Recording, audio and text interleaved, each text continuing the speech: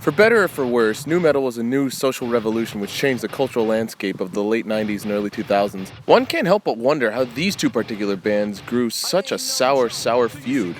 I mean, they both shared the same bill at Ozfest, they both had the same producer in Ross Robinson on two of their landmark records. How could this have escalated out of control? Well, enter the media. In a summer 1999 article with Spin magazine, Fred Durst recalled the new upstart band known as Slipknot as a ravaging band with a fan base consisting of mostly fat, ugly kids. Now, this legendarily did not sit well with Slipknot or pretty much the entire fan base, which became subsequently known as the shot heard around the nu metal world. However, in fairness, it wasn't entirely Limp Bizkit's fault, as Corey Taylor stoked the flames early on by claiming Fred Durst was a sellout upon arrival by pretty much just looking to score the sellout method. And in fairness to Limp Bizkit, they didn't initially, but upon the success of Significant Other, that ended up being the path Limp Bizkit ultimately chose further on for the rest of their career.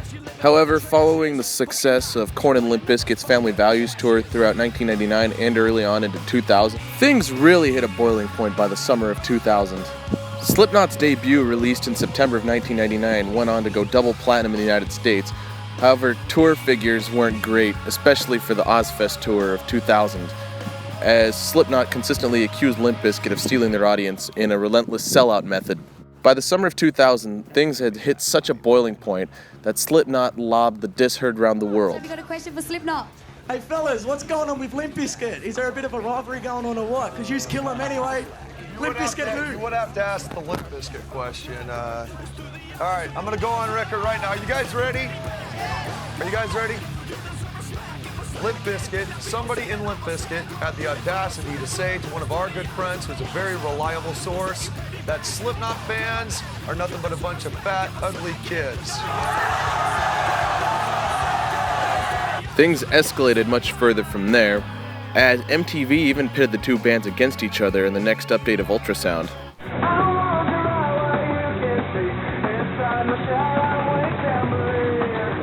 Meanwhile, the metal band Slipknot is at war with Fred Durst of Limp Bizkit for, according to them, referring to their fans as fat, ugly kids.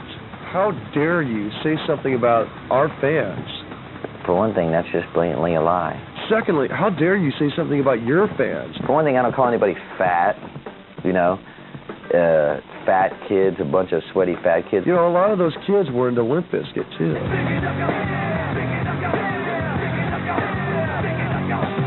If they wouldn't have been talking trash about who they were talking about, nobody would know who they were still right now. As you can imagine, things further escalated. Eventually, it got into a war of record labels. War of Words had grown so much that Ross Robinson had also refused a deal reportedly to produce Limp Bizkit's follow-up to Significant Other, Chocolate Starfish and the Hot Dog Flavored Water, for 2000. However, Ross Robinson would eventually take the job with Slipknot's follow-up, Iowa, released in 2001, which later would go head-to-head against Chocolate Starfish for the #1 top on the rock charts. However, Limp Bizkit would not escape unscathed. Fred Durst is a great businessman, but he's not an artist. I don't feel that for him. I don't give a fuck if he's got $10 bajillion. He is not an artist to me. And, it has nothing to do with him as a person. It is what he is doing. He is pre-packaging, and he's processing music that a lot of kids feel. Man, this band's super fat. And we don't even know them. You know what I mean? That's their whole thing. That's their chant. That's their thing. And it's sort of like, that's cool. Maybe all this hate that's going around the world is from...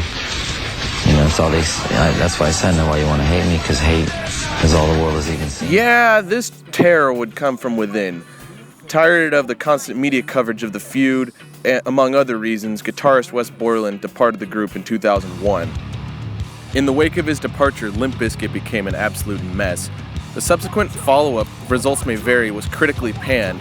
Although it went double platinum, it was harshly backlashed following the replacement with Mike Smith. More worried for the future, Limp Bizkit subsequently went on hiatus at the end of 2004, with the feud subsiding just as quickly as it had ignited in the summer of 2000.